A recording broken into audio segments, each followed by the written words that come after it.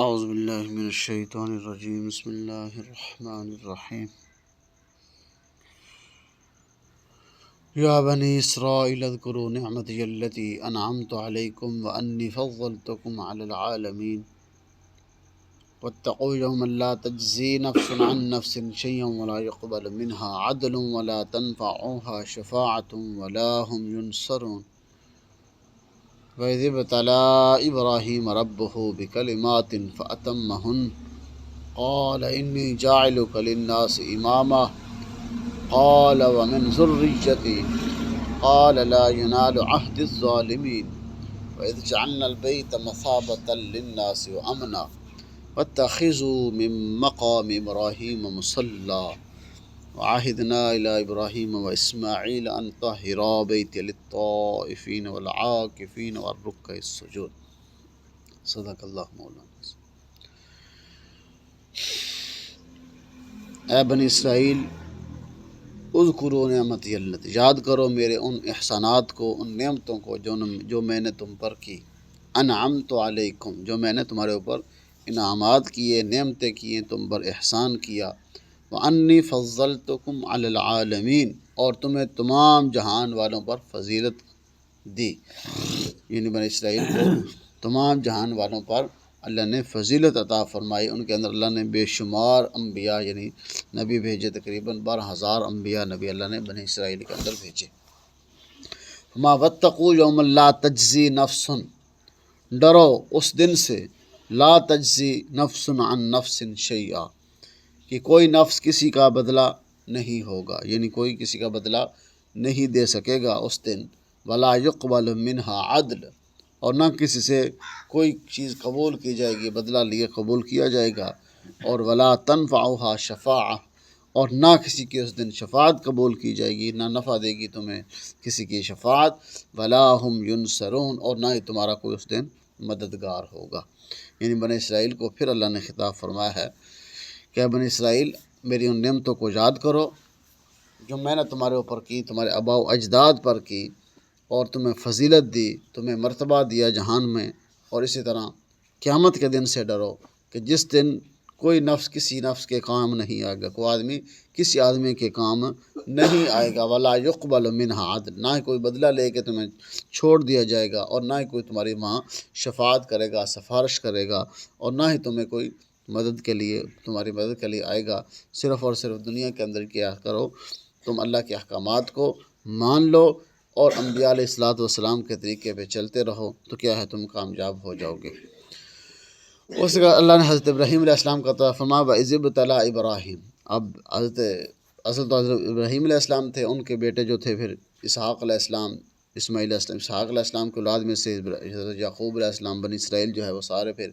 12,000 انبیاء کس میں سے آئے؟ حضرت اسحاق علیہ السلام کی اولاد، حضرت یعقوب علیہ السلام کی اولاد سے آگے آئے۔ اللہ نے پھر حضرت ابراہیم علیہ السلام کا تذکرہ فرمایا کہ اپنے آباء و اجداد کو دیکھو نا، وَإِذِ ابْتَلَىٰ إِبْرَاهِيمَ رَبُّهُ بِكَلِمَاتٍ فَأَتَمَّهُنَّ، کہ ہم نے ابراہیم علیہ السلام کی کیا کی، آزمائش کی، ربہ، اس کے رب نے، بکلمات فاتمہن، تو ہر کلمات کے اندر یعنی ہر آزمائش کے اندر، ہر امتحان کے اندر وہ فاتمہن پورے اترتے رہے۔ ابراہیم علیہ السلام سے اللہ نے بہت امتحان، مفسرین نے اس کا تذکرہ فرمایا کہ تقریباً 30 امتحانات تھے چھوٹے بڑے جو حضرت ابراہیم علیہ السلام سے لیے گئے، اور بڑے بڑے جو ہے وہ 5-7 جو ہے اللہ نے امتحان لیے، آزمائش لی۔ اب وہ امتحان آزمائش اس لیے نہیں تھی کہ ابراہیم علیہ السلام کو اس قابل نہیں تھے، اس لیے اللہ نے پیغمبر بنا دیا ہے، لیکن لوگوں کے اندر ایک مرتبہ اور ایک وقار اللہ ان کا اجاگر کرنے کے لیے، ان کو ایک فضیلت دینے کے اللہ نے یہ امتحان نے فرمایا کہ ہم نے ان سے بے شمار انعامات یعنی امتحانات لیے۔ ان میں سے پہلا کیا تھا کہ اللہ نے ان کو جب وہ آگ کے اندر گئے تو اللہ نے آگ کو کیا کر دیا، گلزار بنا دیا، یعنی وہ بھی ان کی آزمائش تھی۔ قلنا یا نار کونی بردم وسلاما علی ابراہیم۔ پھر اس کے بعد حضرت ابراہیم علیہ السلام وہاں سے جب ان کی شادی ہو گئی، اس کے بعد اتنی سال 90-95 سال عمر ہوگی تو اللہ نے اولاد نہیں دی، یعنی بڑھاپے کے اندر اللہ نے ان کو اولاد عطا فرمائی۔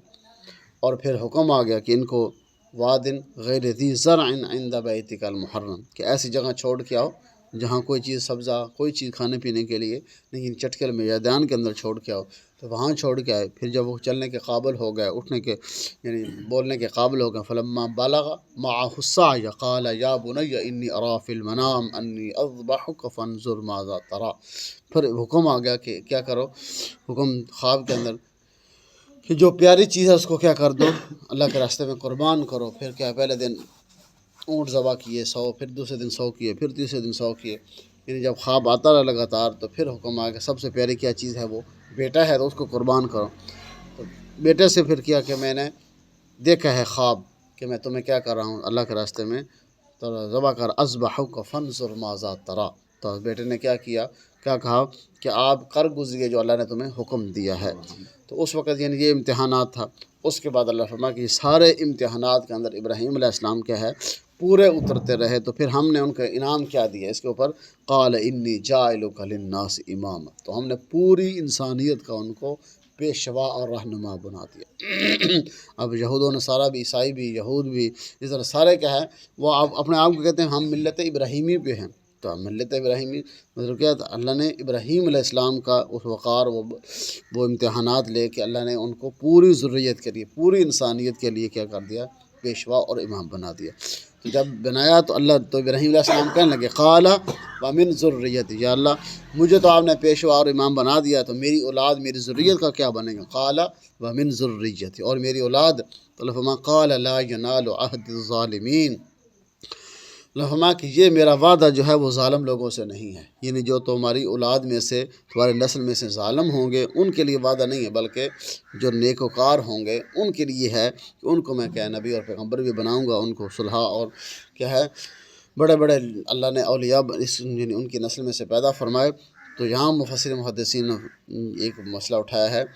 کہ کس کو بھی پیشوا اور امام مطلب کیا ہے کہ جس کو بھی اللہ نے حکومت دی ہے آپ اس کو حکومت کا حقدار ٹھہرائیے، جو ظالم نہ ہو اور جو لوگوں پہ ظلم نہ کرے بلکہ لوگوں پہ کیا کرے، رحم کرے، اور نیک ہو، صالح ہو،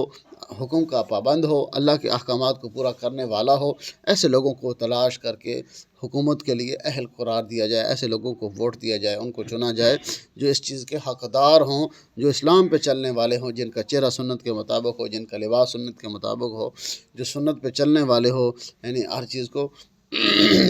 اللہ کے دین کو آگے پھیلانے والے ہوں، نہ کہ اللہ کے دین کو مٹانے والے۔ اس لیے فرمایا کہ اللہ نے فرمایا قال لا ینال عہد الظالمین، جو ظالم لوگ ہیں ان سے میرا عہد نہیں ہے۔ وَإِذْ جَعَلْنَا الْبَيْتَ مَثَابَةً لِلنَّاسِ وَأَمْنًا، اور ہم نے بنا دیا اس بیت اللہ، اس جگہ کو کیا مثابۃ للناس، لوگوں کے ٹھہرنے کی جگہ، یعنی وہ چٹکل میدان تھا جہاں لوگ آتے ہی نہیں تھے، ٹھہرتے ہی نہیں تھے، کھڑے ہی نہیں ہوتا تھا۔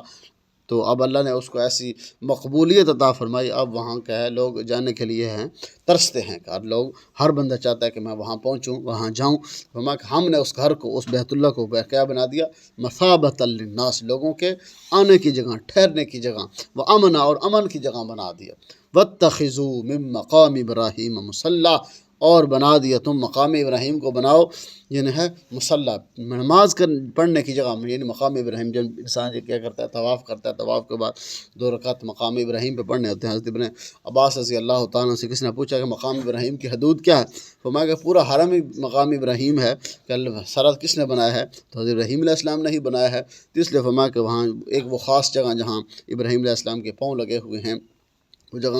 یعنی وہ طواف کے بعد کیا کرتے ہیں لوگ وہاں نفل پڑھتے ہیں۔ اللہ نے حکم دیا واتخذوا من مقام ابراہیم مصلی، یعنی وہاں ابراہیم علیہ السلام کے ٹھہرنے کی جگہ کو تم کیا کر دو، مصلی، نماز کی جگہ بناؤ، وہاں نفل ادا کرو۔ وعہدنا الی ابراہیم و اسماعیل، اور ہم نے عہد لیا ابراہیم علیہ السلام سے اور اسماعیل علیہ السلام سے، کیا، ان طاہرا، کہ میرے گھر بیت، یا میرے گھر کو پاک کر دو، صاف کر دو، للطائفین والعاکفین والرکع السجود، طواف کرنے والوں کے لیے، والعاکفین، اور اعتکاف کرنے والوں کے لیے، والرکع السجود، رکوع اور سجود کرنے کے لیے، یعنی طواف کرنے کے لیے، یعنی پہلا حکم کیا ہے، طواف ہے۔ سب سے فضیلت والی چیز کیا ہے وہاں، کیا ہے، وہ طواف ہے، کہ وہاں ہر وقت کیا ہے وہ طواف، یعنی طواف رکتا ہی نہیں ہے صرف نماز کے وقت میں، اس کے علاوہ 24 گھنٹے کیا ہے طواف ہو رہا ہے۔ للطائفین، میرے گھر کو پاک صاف کر دو، یعنی ظاہری جو وہاں جو گندگی ہے اس کو بھی، اس سے بھی، یعنی بتوں سے صاف کر دو، وہاں انسان جب بھی جاتا ہے وہ کیا کرے، تو فرمایا وہ پاک اور صاف ہو کر وہاں جائے، اور اس لیے فرمایا کہ میرے گھر کے اندر جو بھی جائے گا وہ کیا ہوگا، پاک صاف ہو کر جائے گا، احرام کی حالت کے اندر جائے گا، وہاں طواف کرے گا، والعاکفین اور وہاں کیا کرے گا، اعتکاف کرے گا اللہ کے گھر کے اندر، اور والرکوع سجود اور رکوع اور سجود سے مراد کیا ہیں، یعنی جماعت کے ساتھ نماز پڑھنے کی فضیلت بیان فرمائی کہ میرے گھر کو طواف کرنے والوں کے لیے اور اسی طرح اعتکاف کرنے والوں کے لیے، اسی طرح نماز پڑھنے والوں کے لیے کیا کر دو، پاک اور صاف کر دو۔ تو پھر ابراہیم علیہ السلام نے جب وہ بیت اللہ تعمیر کر لیا، پھر دعا مانگی، پھر اللہ نے کہا اس کی تم اعلان کر دو، یعنی جہاں ابراہیم علیہ السلام نے فرمایا کہ میری آواز یا اللہ کہاں تک جائے گی، فرمایا کہ آواز دینا تیرا کام ہے، اس آواز کو آگے تک پہنچانا، یعنی جس نے بھی حضرت ابراہیم علیہ السلام کی آواز پہ لبیک کہا ہوگا تو اللہ اس کو ضرور اس گھر کی زیارت نصیب فرمائیں گے۔ اللہ